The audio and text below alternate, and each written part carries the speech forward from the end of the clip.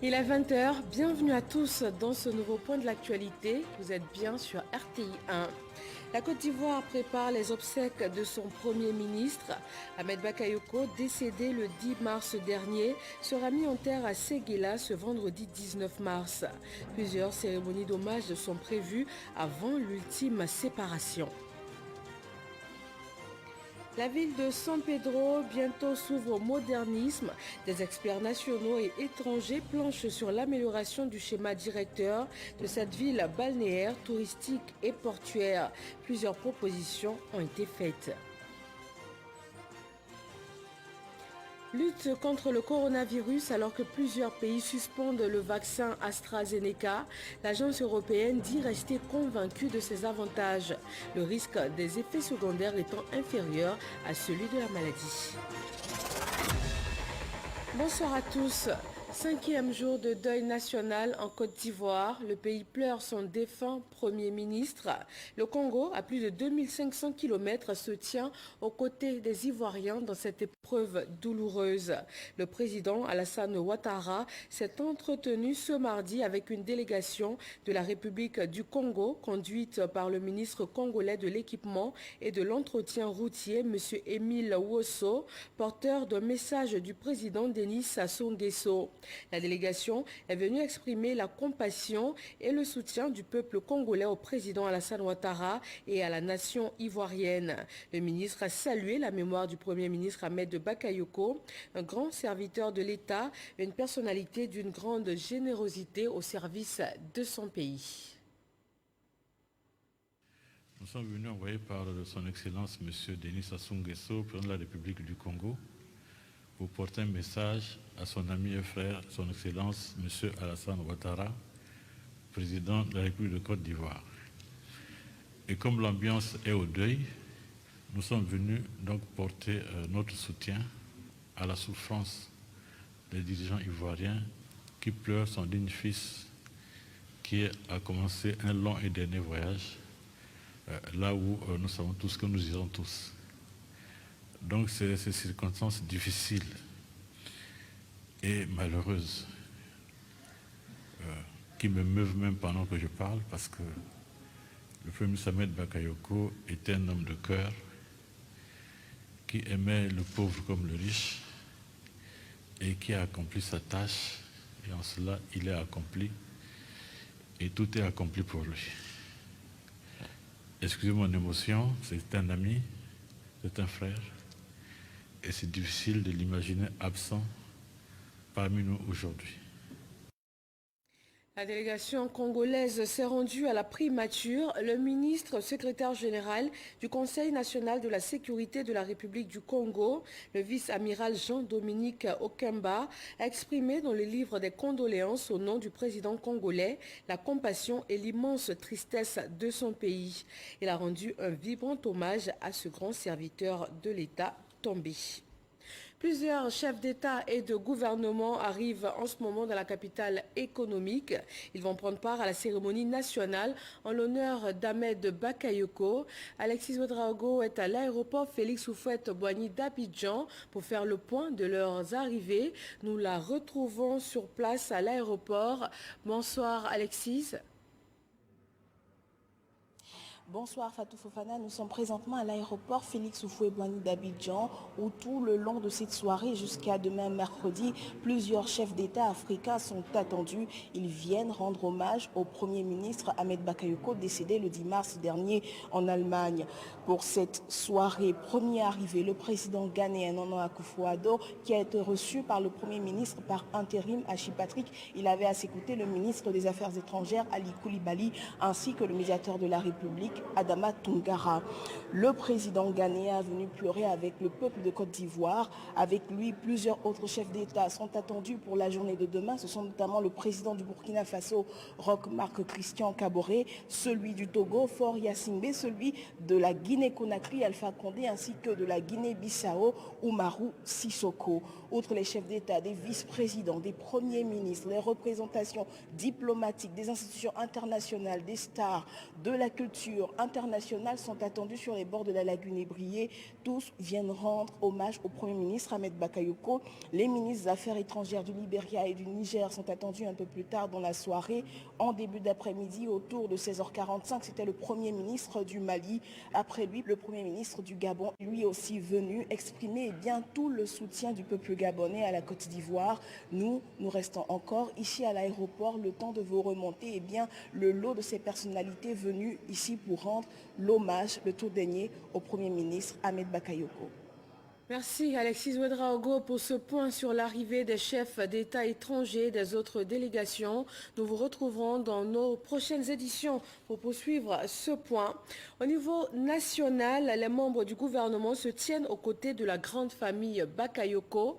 Une délégation officielle s'est rendue à la résidence du Premier ministre. Abou Sanogo.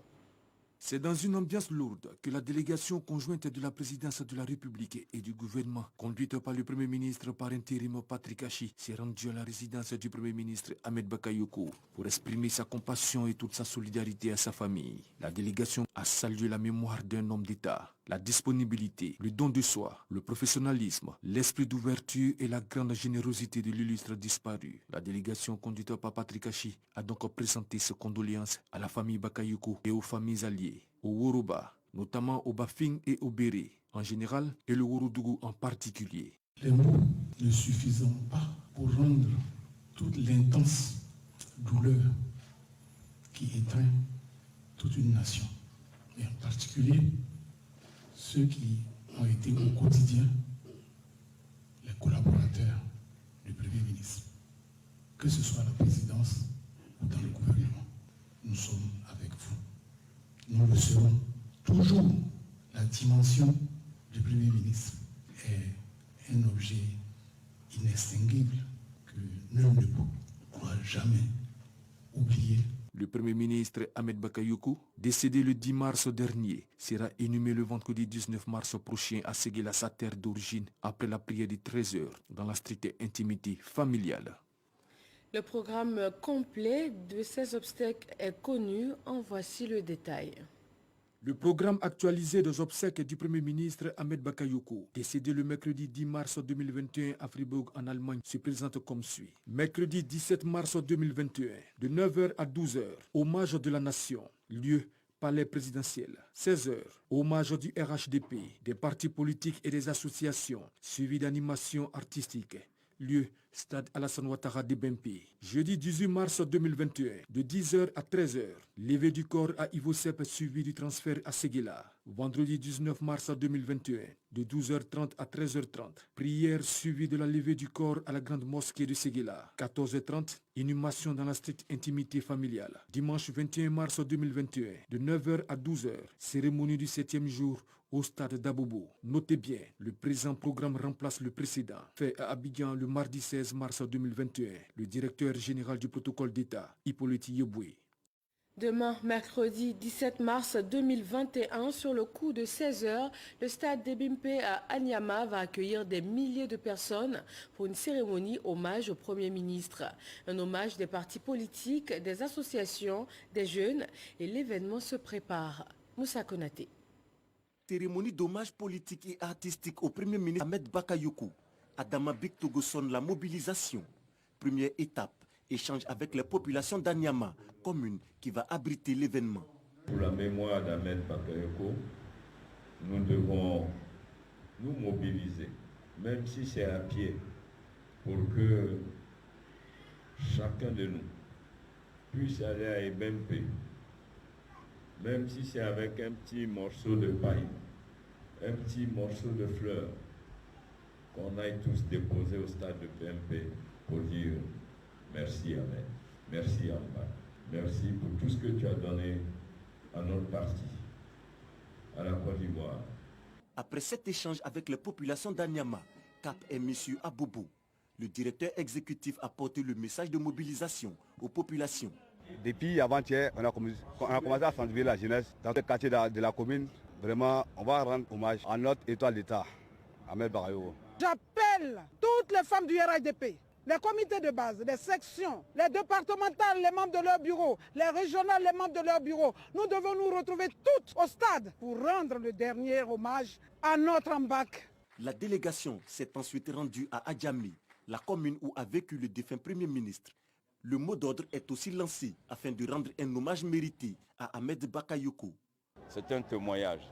C'est le rendez-vous entre ceux qui l'ont aimé et lui-même, mais c'est surtout le rendez-vous de la reconnaissance, de sa générosité et de sa disponibilité pour l'ensemble des Ivoiriens, quelles que soient leurs origines, leur religion. Ambak, c'était Ambak. La cérémonie d'hommage politique et artistique au chef du gouvernement au stade de Bempé se fera en 2 phases, de 16h à 18h. Les interventions des acteurs politiques suivies de la soirée artistique avec les artistes nationaux et internationaux. Lors de cet hommage grandeur nature au stade des Bimpe, en plus des interventions solennelles, des animations artistiques vont prolonger la soirée jusqu'au petit matin. À moins de 24 heures, les dernières installations sont en cours avec 80% de taux d'exécution. Les associations de jeunesse sont tenues à participer pleinement à cette phase préparatoire. Amadou Ouattara. Situé dans la commune d'Anyama, au nord d'Abidjan, le stade olympique Alassane Ouattara de Bimpe a été choisi pour abriter l'hommage des partis politiques et des associations suivies d'animations artistiques. Un pan des préparatifs des obsèques du Premier ministre Ahmed Bakayoko. Actuellement, nous sommes à 80% des installations, podium, écran, vidéo, sono. Les tests vont commencer ce soir à partir de 23h. La lumière, la sonorisation, vidéo, l'électricité. Il y a des groupes électrogènes qui sont là pour assurer en fait au cas où il y a des coupures. En tout cas, tout sera bon, tout sera prêt.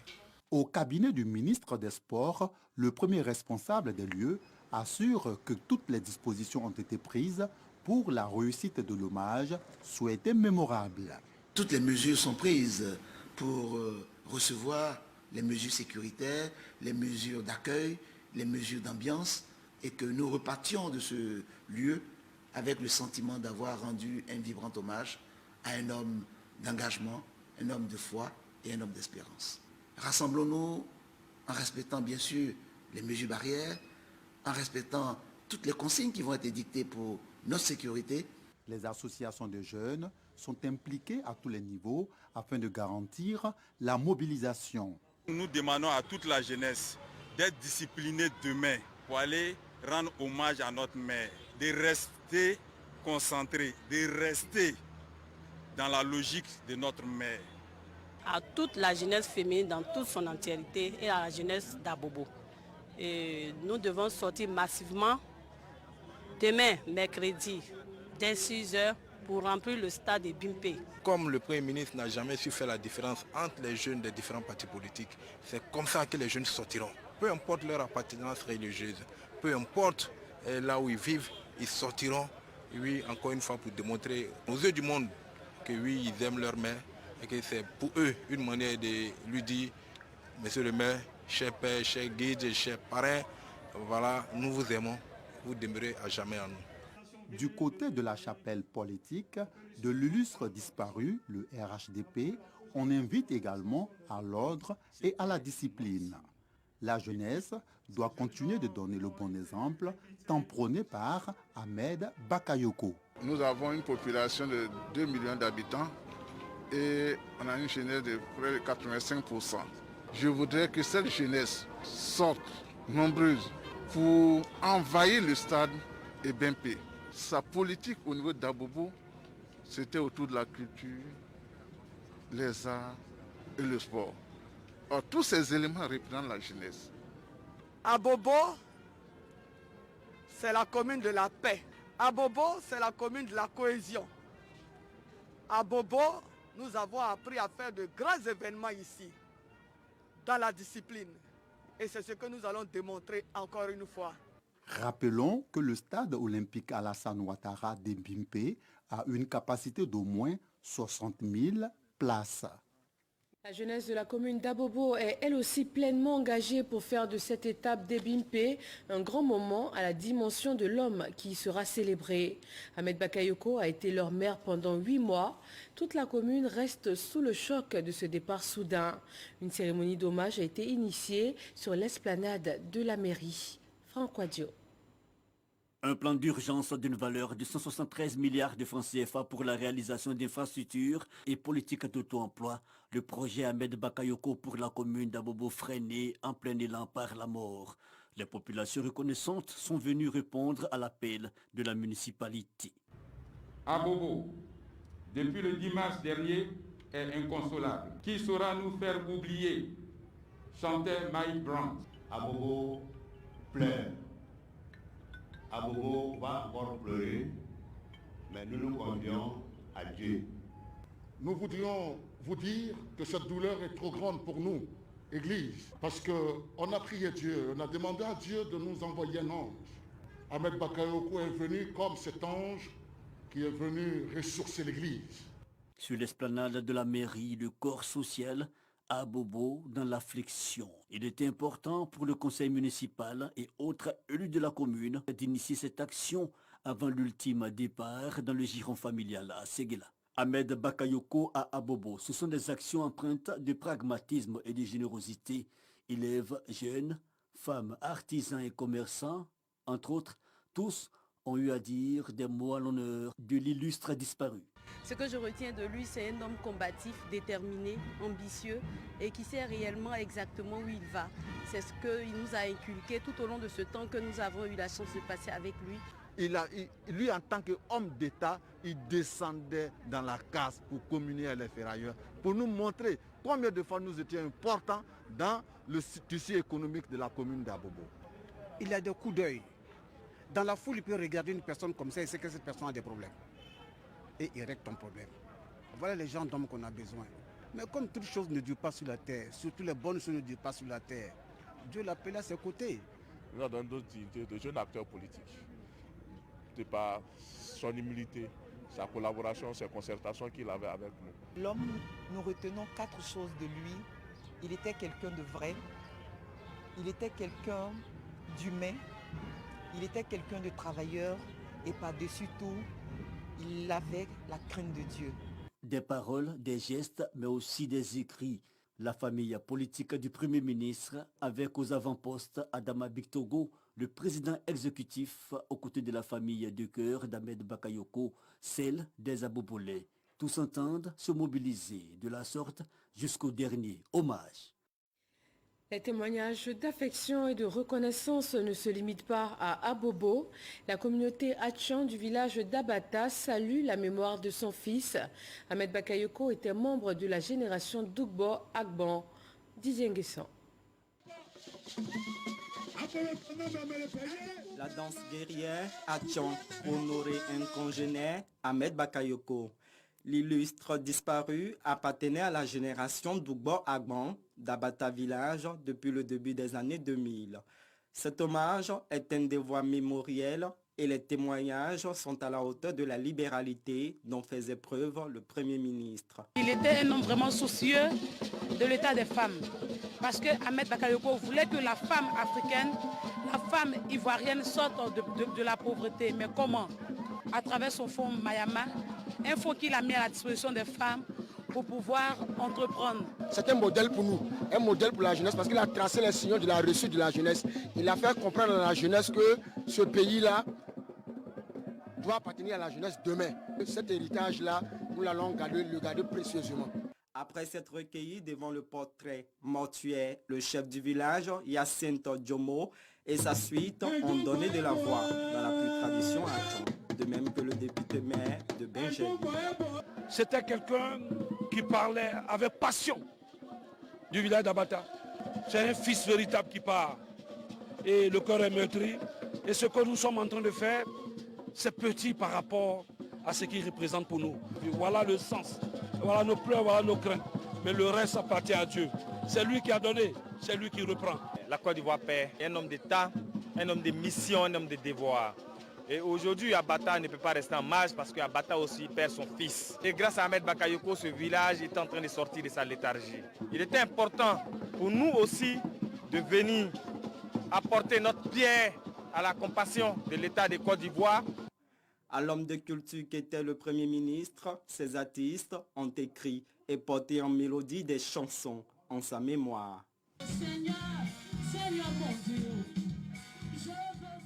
Ahmed Bakayoko aura passé 8 mois à la tête du gouvernement. Sa principale mission, favoriser l'apaisement sur le plan politique. Il a aussi travaillé à la mise en œuvre du plan de soutien et de relance de l'économie ivoirienne face à la Covid-19, avec un résultat 2% de croissance malgré le ralentissement de l'économie mondiale. Mahama Traoré pour le dossier EcoPlus consacré au bilan économique d'Ahmed Bakayoko.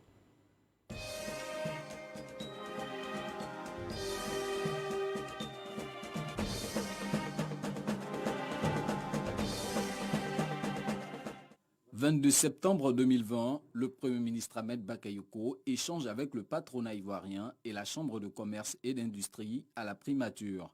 Suivra le 5 octobre une autre rencontre avec les fêtières des PME. Le chef de gouvernement connaît bien le monde des affaires pour avoir été patron d'entreprise avant d'exercer des fonctions gouvernementales. Je suis conscient que si on change, si on arrive à avoir un partenariat qui donne des résultats, ça va changer la face du pays.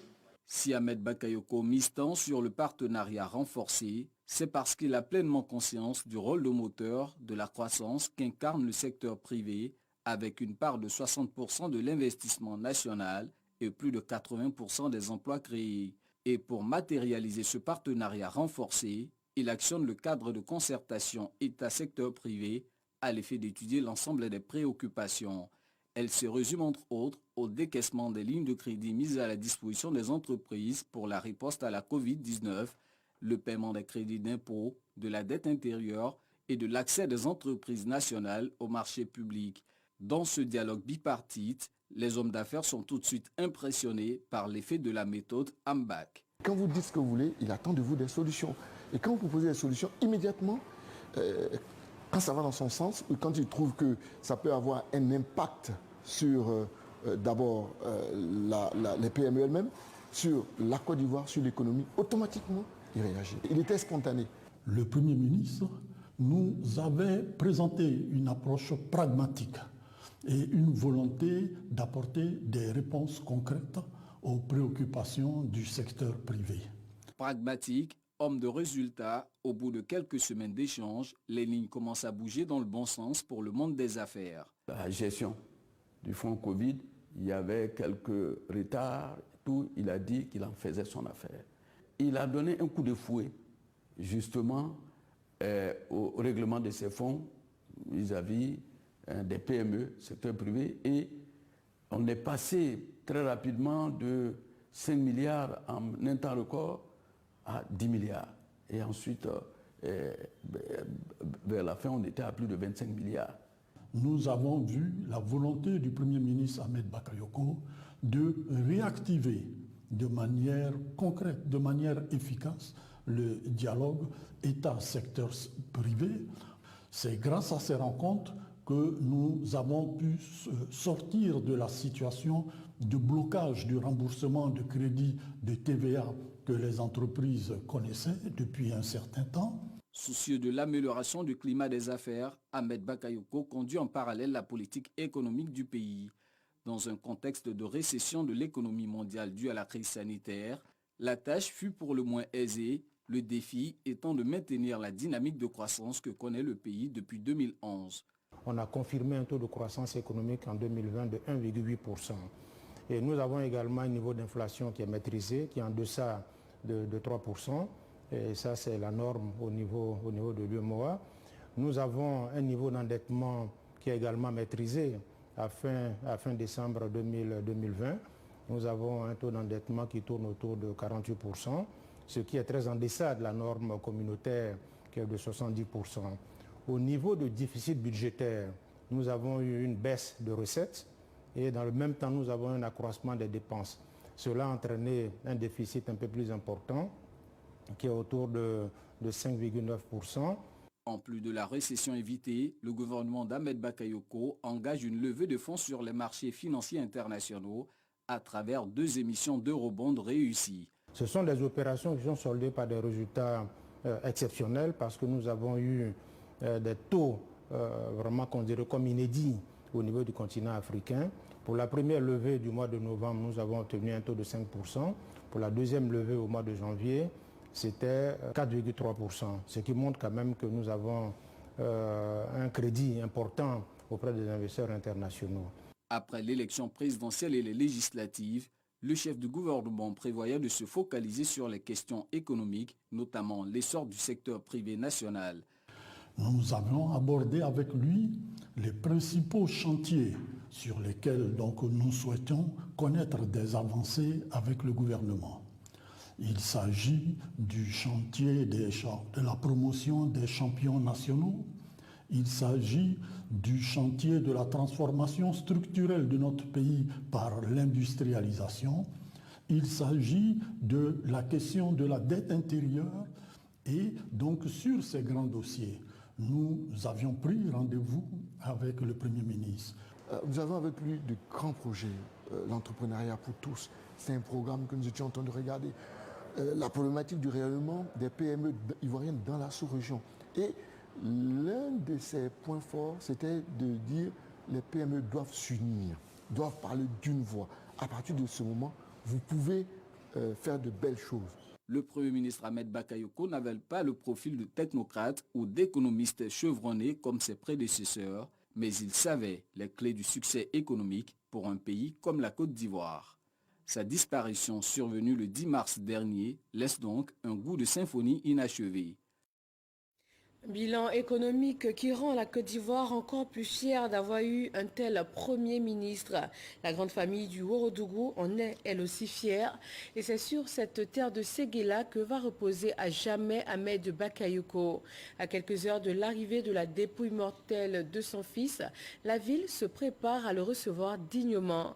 La grande mosquée, le stade Loseni Soumaoro, les différentes voies sur l'itinéraire du cortège funèbre connaissent des travaux de réhabilitation. Soro Corona. Les alentours et l'intérieur du stade Loseni Soumaoro de Séguéla connaissent des travaux. C'est ce site qui va abriter la veillée des prières religieuses du jeudi, l'hommage et la présentation des condoléances des différentes régions le vendredi. La grande mosquée de Séguéla est investie par les jeunes pour son toilettage. Les peintres sont à l'œuvre pour lui donner une fière allure. Des bâtiments administratifs et privés reçoivent aussi des coups de peinture. L'éclairage public est passé au peigne fin.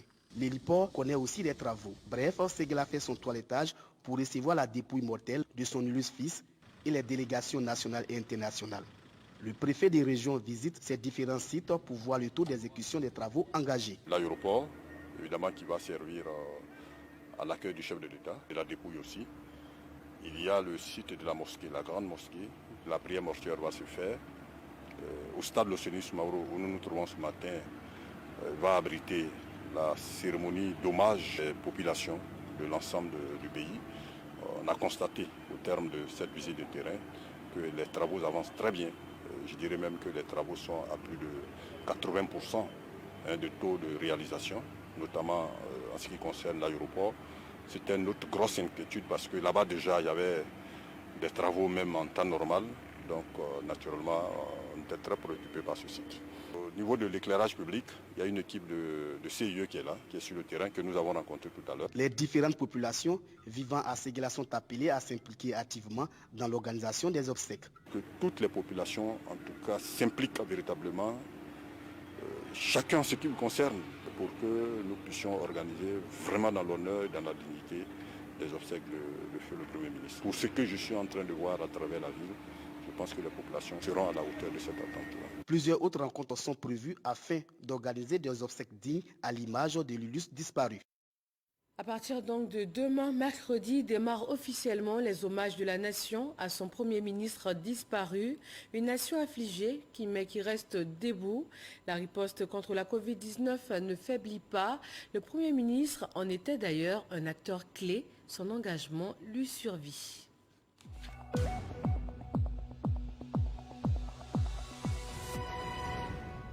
212 nouveaux cas de Covid-19 enregistrés en Côte d'Ivoire ce mardi, 459 guéris et 1 décès.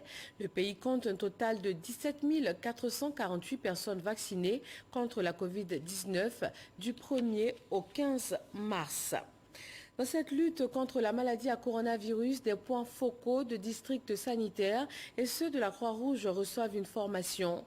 Ils sont initiés à de nouvelles approches pour une gestion plus efficace en matière de sensibilisation et aussi de suivi des cas contacts. L'objectif étant de casser la chaîne de contamination à la Covid-19.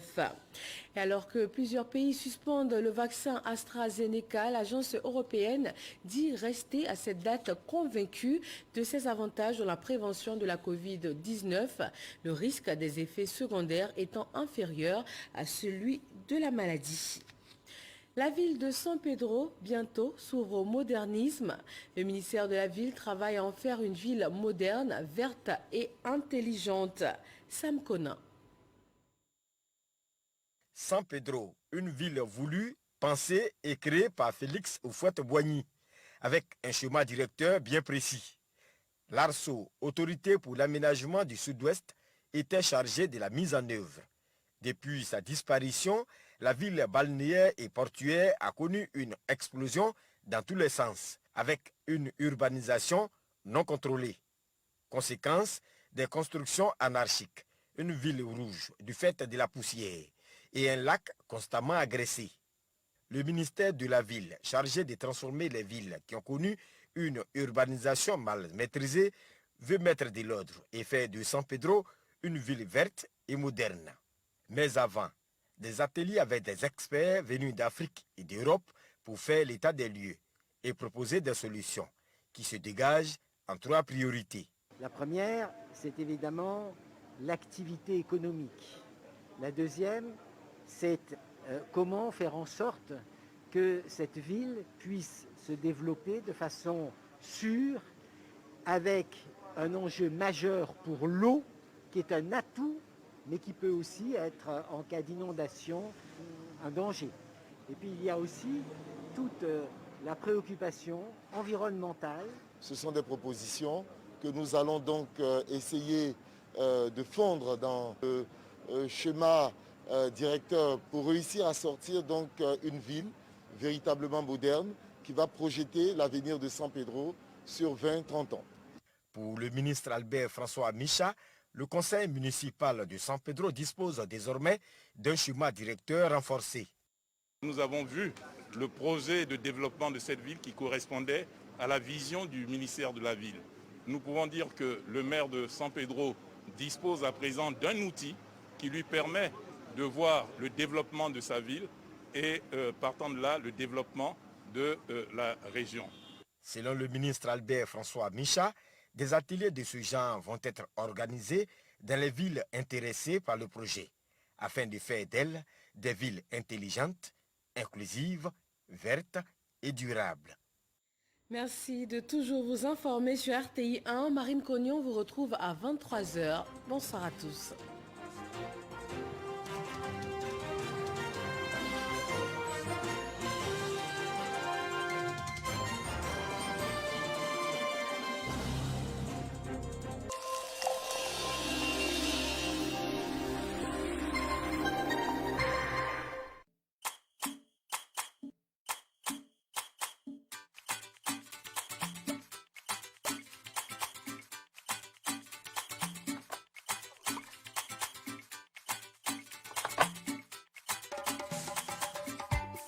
L'énergie du matin avec Bonnet Rouge, riche en calcium, protéines, vitamines pour affronter la journée avec succès. À chacun son bonnet rouge. Rouge, bleu et nouveau gold. Bonnet rouge, 100 ans d'énergie dès le matin. Rhino Energy Malt de Brassivoire. Brassé avec le pouvoir naturel du malt. Avec de la caféine, taurine, ginseng et vitamines. Augmentez votre performance. Cherchez la boisson énergisante au malt avec le rhinocéros. Un produit Brassivoire. Abus dangereux pour la santé. Glovo est l'application qui te livre tout ce que tu veux. Comme un burger bien doux ou te mettre en tas. Ou ce que tu veux du supermarché rapidement. En galère de couche, Glovo te sauve chap chap. Commande sur Glovo et on te livre. Nous avons tous vécu ces moments où tout peut arriver. Et c'est comme si le temps ralentissait. Guinness, tout est possible. Découvrez le nouveau pack de 6 bouteilles de Guinness 33